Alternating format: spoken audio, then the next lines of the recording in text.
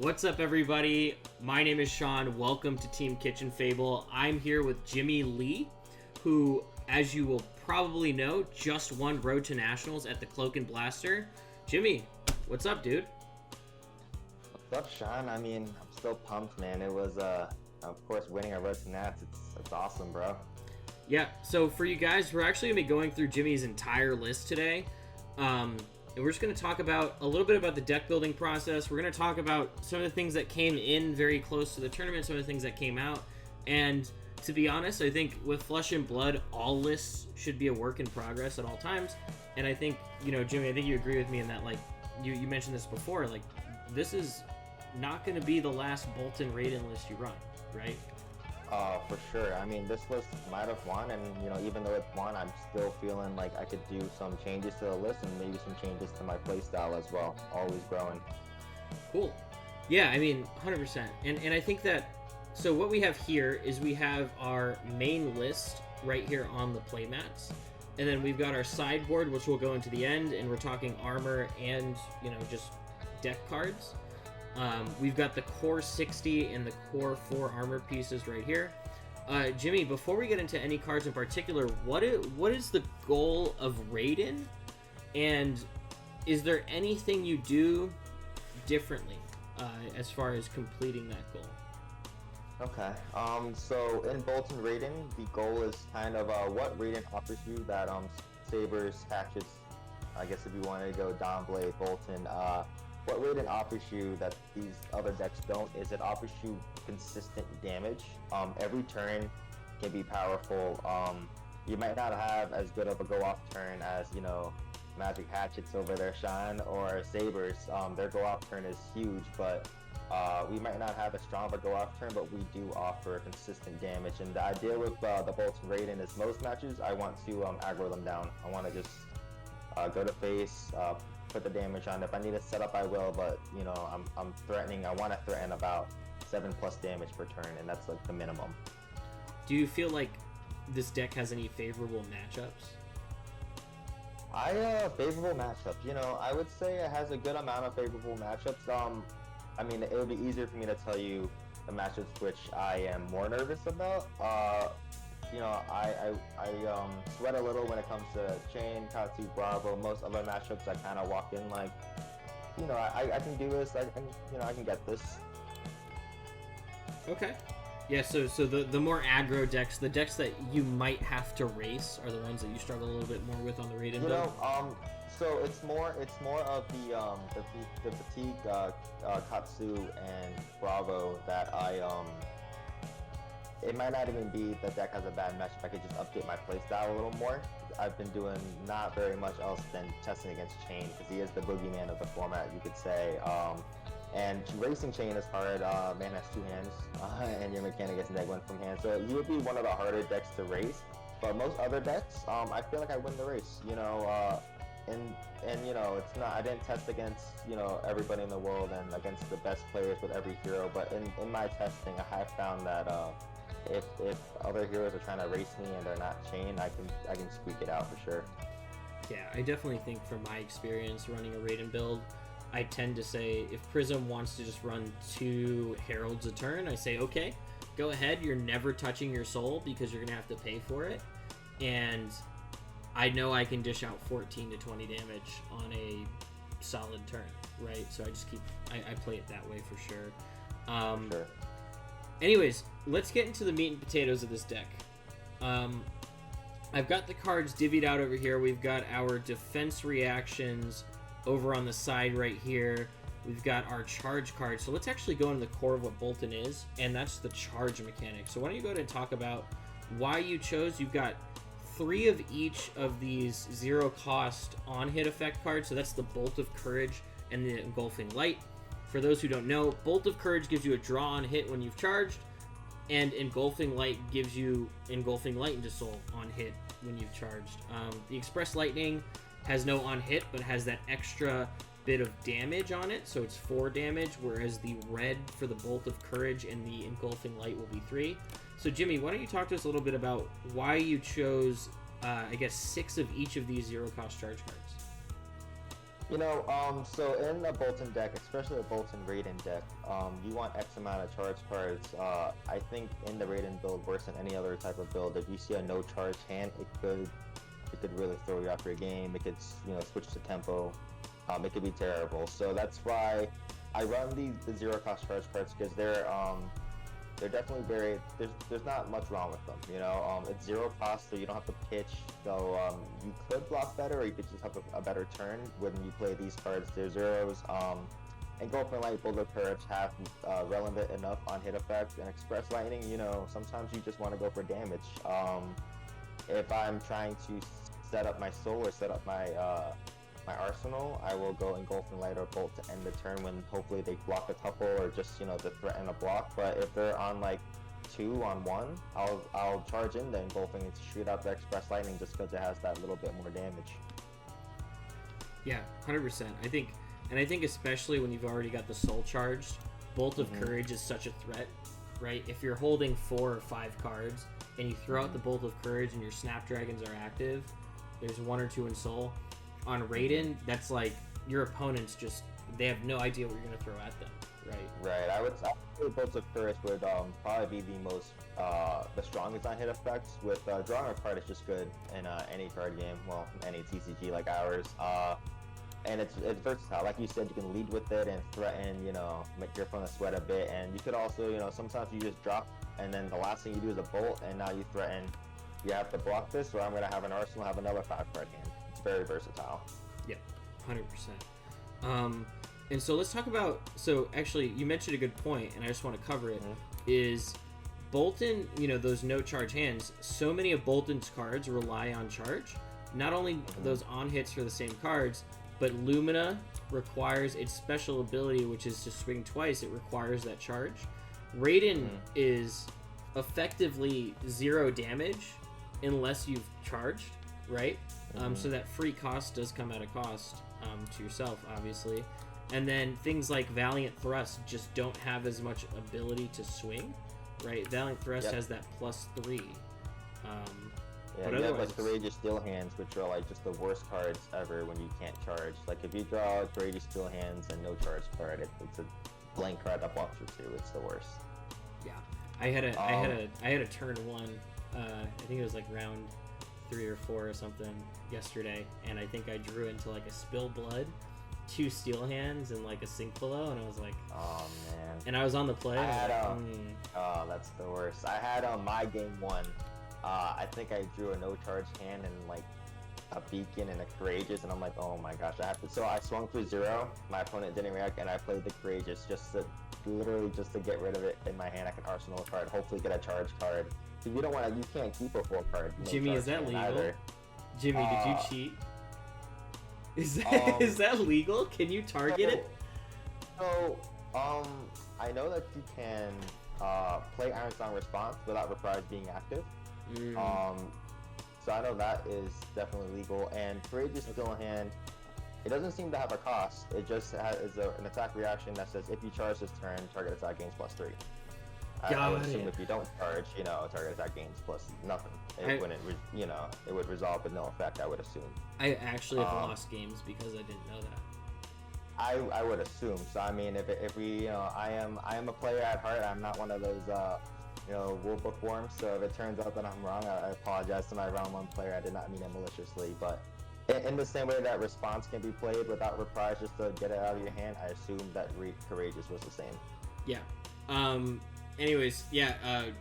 Warriors, please let us know in the comments how that works. And I will err on the side that you have to charge, just so that in the off chance that Jimmy's wrong, I get to say that I'm right. But yeah, definitely shameless plug for the comment section. Let us know what the answer to that is. Well, down there. And that's another thing is, as a player, you're always growing. As of course, if I misplayed, it's never maliciously, and I could grow. If my opponent had called a judge, it would just be nothing but a learning experience. Like, oh man, I'm glad I know that now for sure. I didn't even question it, to be honest, until just now. So I want to ask you a little bit about actually the Take Flight is your only blue in the deck besides Energy Potion. So do you want to tell us a little bit why you chose to go with, you're going with 6 take flights and then a 7th as a blue. Can you tell us a little bit about why that is? So other than Be of the Vanguard, which is conditionally, well, I say conditionally, but most of the time it's the best charge card in the deck, Take Flight is usually the best charge card in the deck. Other than the V from Arsenal and other, you know, it's a very good charge because it lets you store your soul. It has go again on its own, it saves your soul, and again, it has go again on its own, so you don't have to rely on a pump, your opponent letting you go again, or Snapdragons to continue your turn. So Take Flight being a blue, that happened because you'll notice that I run Battlefield Blitz. That was a recent change, and when I added in the 5 Battlefield Blitz, my curve just went slightly higher. Boltyn it's a lot of 0s and 1s, and I think it's more 0s and 1s in the deck. But when I added those, I just wanted to, you know, get my charge count up, as well as get my pitch value up, and Take Flight is just a solid card. If I need blue, I can pitch it. If it's my only charge card, I'm happy to play because it has go again. It's probably the, at least in the deck as it is now, it's my favorite one to make a 1-of be blue. Yeah, I've seen you do this, and I love the very small off chance that you have a Take Flight blue, a Take Flight red, Battlefield Blitz, and Valiant Thrust, because that's just a disgusting combo with a full. I mean, it also works well with Take Flight into Raydn into Command and Conquer, pitching the blue. It does help. Otherwise, the deck doesn't need to run a lot of blues. You know, the weaker cards, when the deck Raydn being 0, most of my cards being 0s and 1s, I find myself pitching, if I'm pitching at all at a turn, it's like a red or a yellow and it covers the turn. So the blue does, I don't need as many, but when I have it with that good hand, with that Take Flight, Command and Conquer, it, you know, I feel good about it. Yeah, man, I bet. So let's talk a little bit about the attack reactions you run, because that's such an important part of Boltyn. And I want to make the note that you're not running any actions that buff besides the Plunder Run. I think the Plunder Run, and that's probably even more for the card draw, right? It does give you that ability to give it go again without needing that attack reaction. It just adds that pressure. But tell us why you go with these attack reactions, and you're running 3 Beacon of Victories, 3 red Steel Hands, and 1 yellow Steel Hand. Tell us a little bit more about that. Wait, you took out all the you have no Razor Reflexes? I do not have razors in That's this deck. Well, listen, we are at the zone. Like, I might have won with this list, but of course, any list can be a work in progress. It might turn out that Razor does belong. I actually took him out when I was lowering my non-light count. I took him out. But anyways, regarding the attack reactions, you just want, in a Boltyn deck, especially with Raydn, you want X amount of cards that pump.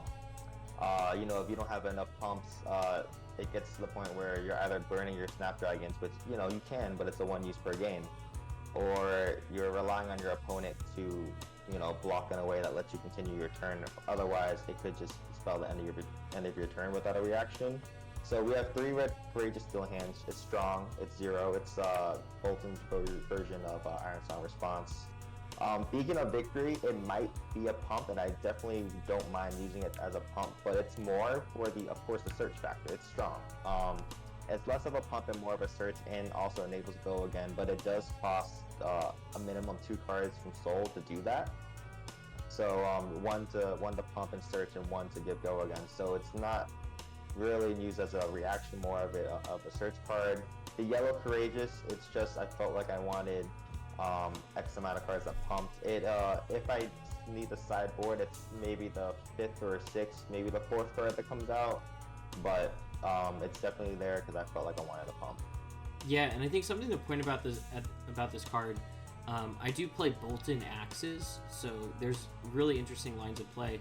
And I want to ask you, Jimmy, have you ever tried beaconing to a Plunder Run and just ending your turn and arsenaling the Plunder Run? You know, that could just be a gameplay update on my side, but yeah. I'm usually beaconing to continue the gas. If I play it, it's to continue the gas. Boltyn Raydn, at least in the way I've been playing it, I could do a little better with the playstyle, but I find myself not often having too much excess in Soul. So beacon is usually, sometimes I even charge it in, which I'm sure it might not be right all the time, but it's usually nice when you grab, like, if you grab Illumina, you feel good. If you grab Illumina, here's a very powerful card. I'm swinging in for 8, 4, and 4. Sometimes I'll end a turn with a Snatch or a Bolt. Beacon is great when you V, and then have a good amount of soul to give go again, as well as search for, like, an Illuminate or something. Oh, you'll search the Illuminate, though. You'll come in at the end of the combat chain with Illuminate? Yeah, so sometimes I'll have V going, pumping all my attacks. I'll go V, Raydn, I'll maybe have a second and maybe even a third attack from hand or arsenal, and then ended up with a beacon, search for another 0 cost, like Illuminate, to go in for another, there's another 5 or 6 that's going to go to my soul, if you let it hit. Nice. So tell me a little bit about, I think we'll talk about all these together, because I think these are really where you're getting your bigger turns are happening with these cards. Obviously, there's Celestial Cataclysm and Bolting Blade. As a Boltyn player, I consider these to be situational cards more than anything. Celestial Cataclysm, particularly on the Raydn build. Rarely do you ever have enough.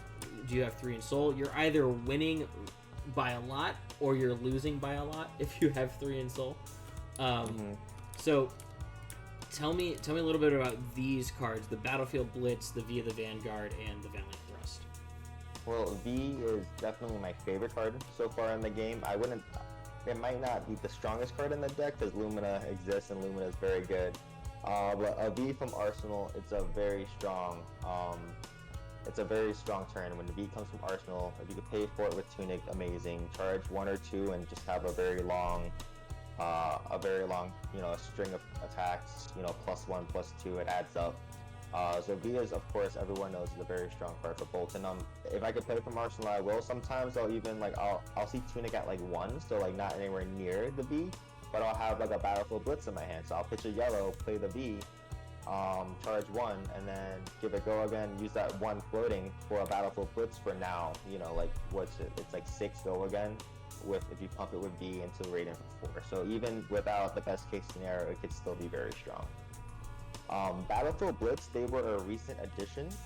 I'm not sure why I wasn't higher on this card earlier in my testing phase, but with Battlefield Blitz, I really like them in Boltyn now. I like them because they help save your soul in a way. I don't have to banish to give it go again. It has go again. So usually a Boltyn turn can look like charge, Raydn, banish, 1 last attack for a lot of damage or a non-hit effect. Battlefield Blitz offers me now charge, Battlefield Blitz into Raydn, maybe even a 4th attack, but it lets me build my soul, which is it's always nice in Boltyn for sure.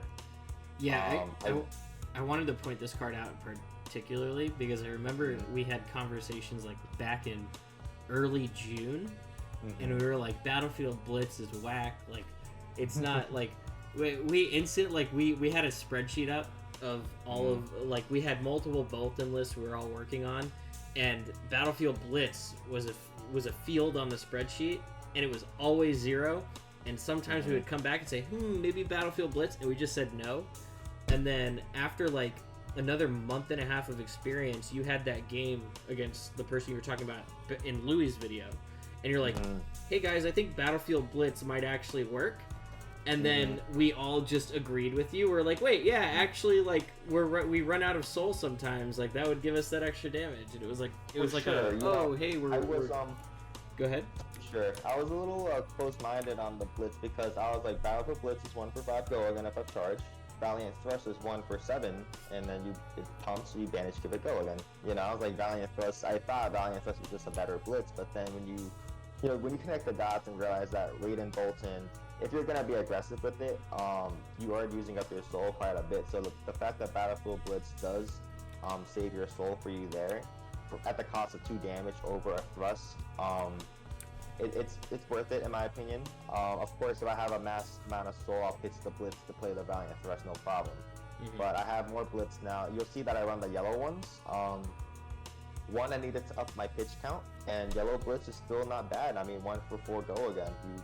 I'll play it. I won't mind for sure. Yeah, 100%. So real quick, and we're gonna get into the sideboard, and we're gonna kind of wrap up, and we'll encourage everybody to go watch our follow-up videos. we're going to be doing a gameplay video where Jimmy teaches me how to play this deck. And then we're going to be commenting on the Road to Nationals finals at the Cloak and Blaster. And I've got a pretty interesting perspective on that game. I went back and I watched it 2 more times. It happened yesterday, and I watched it 2 more times. It was a quick game. Raydn puts out damage quick, and they were both trying to race each other for their win cons. Jimmy's just being raw damage, and the Sabres being that double to triple Lumina turn. And yeah, look forward to that. And here we're gonna go ahead and finish up our defense reactions, and we're gonna move into the sideboard. So Jimmy, you weren't sold on Soul Shield for a long time. Tell me about your experience with Soul Shield. I was not sold on Soul Shield for a long time because I was thinking, 4-card hand, Boltyn is already -1 from hand. Am I really gonna pitch to play Soul Shield and my hand is like at best a 3 cards if I have an arsenal? I was not very high on Soul Shield going in, but like the fact that it can block for 6 on like a huge, opponent turn. I mean, maybe they plunder run and hit me with their own Bolt of Courage or something for 6, threatening to draw. Soul Shield can be clutch, the fact that it goes to my soul, it may mean playing Soul Shield may mean my next turn may not be as aggressive and as high damage as I usually like them, but it does give me value later. Otherwise, it's a light card that you charge in with B, you flip it with Lumina, you put it in your soul, so it has its value there as well. Yeah, and then the Sink Belows? The Sink Belows, I'm not sure if they're as great as I think they are, but I love Sink Below. It's a block 4 for 0, so I don't have to pitch for this one. It's best from Arsenal, of course, but like why I love Sink Below is in Boltyn, at least in my Raydn build, I always feel like if I don't have a charge card, I'm not feeling I don't have a great turn. Sink Below helps me out there. I get to bottom a card, hopefully a Steel Hand or something, and then draw that charge card and have a turn when I wouldn't have had one. And moving into the sideboard, we got Steel Blade Shunt. Yep. I might comment on this one. I assume this is for Dorinthia Bravo off of the Tunic resource. That's exactly it. 2 red shunts, slowly for the Dorinthia and the Bravo. I'll bring them in versus Bravo because their crush effects are crippling. And then we have Dorinthia where, a defense reaction from Arsenal when she has a counter to you'll appreciate it for sure. Could even kill a Dorinthia with that deal 1 damage. So I mean, you could even threaten lethal with a shunt. Dude, I'm so dense. I did not catch your crippling joke until you laughed about it. That's how dense. You're good, man. You're good. We got we got the Time Snap Potion. Do you run it against just Prism? That's typically the meta decision. Do you run it anywhere else? So for me, it's just Prism. And again, I mean, I might have won this Road to Nats, but I could still update my play style, my deck a lot. But for right now, it is just Jimmy, you're supposed to tell everyone you're the best in the world. You're supposed to be like, yeah, no one can beat me. Not even the fabled Fab Rumble, whatever that Discord is, the Rumble. You just gotta talk smack.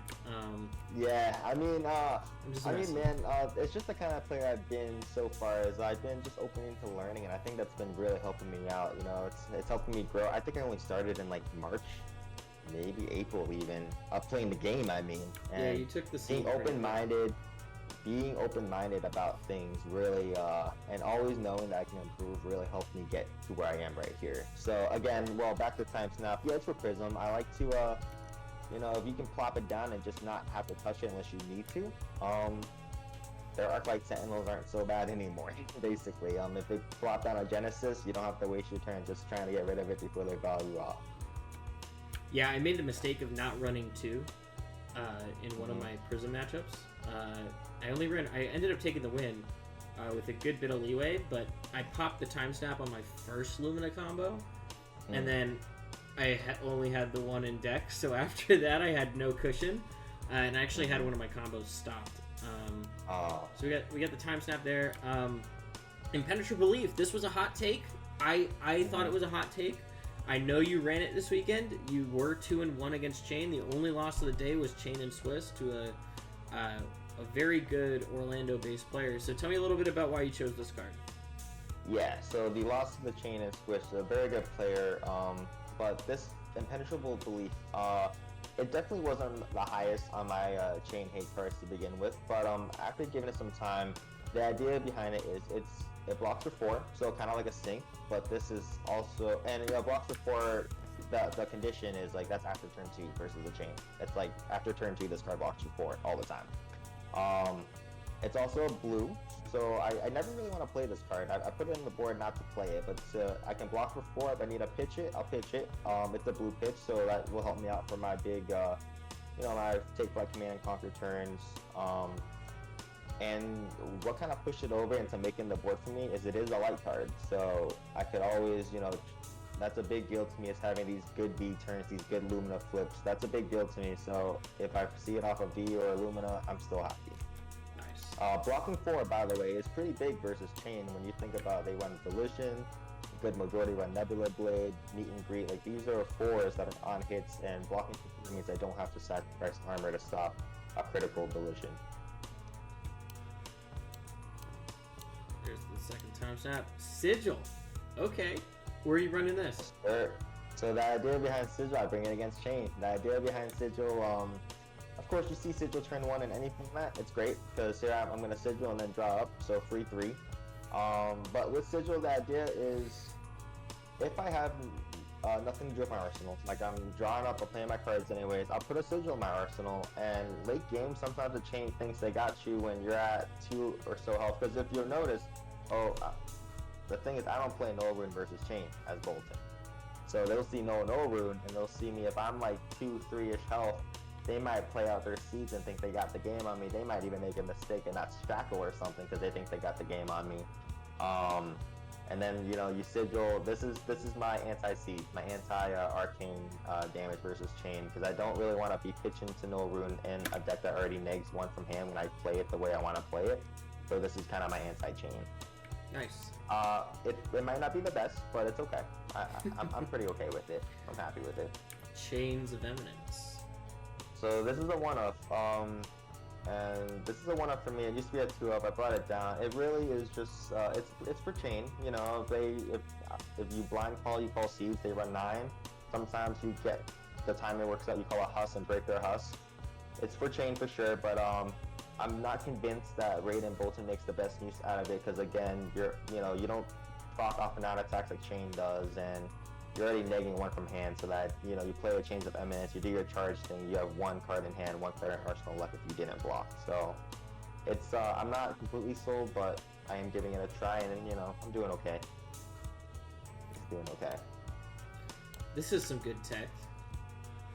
Dauntless. So yes, this it comes in versus Katsu, it comes in versus Bravo, and the thing with those decks is I always expect the fatigue version.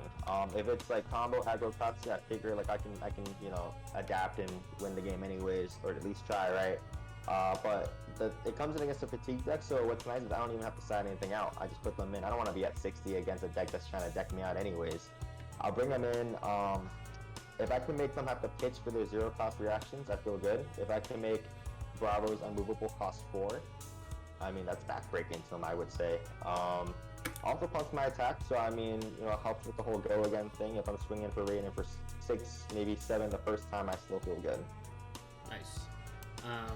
Yeah, I think you're running. How many of those are you running? 2 or 3? 2. And then I want to make it a 3-of, and the last 2 cards in my board are 2 more Command and Conquers. I run 1 in the main. I'll bring in the second versus defense reaction heavy decks, or decks that like I might bring in a second versus Dorinthia. I didn't go against the Dorinthia yesterday at all, but I might bring in a second versus Dorinthia just so like a deck that relies like on having a 5-card hand to go off. I bring it in against Boltyn maybe that relies on having a 5-card hand to go off. Really, I mean, this is either you're taking 6 losing your arsenal, you're blocking 2 cards from hand, or I'm getting rid of all your. I feel pretty good about it. The third one doesn't usually come in for me unless it's versus Prism, so I can have those Phantasm breakers. Commander Conquer is a little more on the expensive side for my deck. Yeah, 100%. So you got 2 more Null Rune, and those are the last cards we're going to be covering. Really quickly, who are these coming in with? The Hood versus Viserai. I'm gotta respect the Rune Chance, the Sonata. And then the second one is if I I'm respecting Kano, have yet to gone against it, and I don't want to lose to a deck that everyone thinks is a meme deck, and then I'm not prepared. So I bring a No Room 2 versus Kano because I don't run very many blues as we went over. So I mean, I'm gonna try to raise some, have the No Room there if I need it. But again, it's just theory crafting because I've yet to go against a Kano like in CC period, I think. All right, I think that about covers it. Thank you so much to Jimmy. This is a fantastic Boltyn deck. I would say, and I've said this before, I think Jimmy's better than the deck. I think there's a lot of work to be done on Boltyn in the community. There's a lot of work to be done on Boltyn in Team Kitchen Fable. And maybe you who's watching is going to figure it out. Particularly with the Raydn build. As Jimmy would tell me off camera, is don't ever abandon the Holy Blade. I remember when I switched over to hatchets, I got so much grief for it, and I think I kind of deserve it. Anyways, thank you guys so much for watching this Team Kitchen Fable video. Jimmy and I will be playing this deck together in our next video, so make sure you stay tuned for that. And with that being said, like, subscribe, and we'll see you in the next one. Peace. Yeah.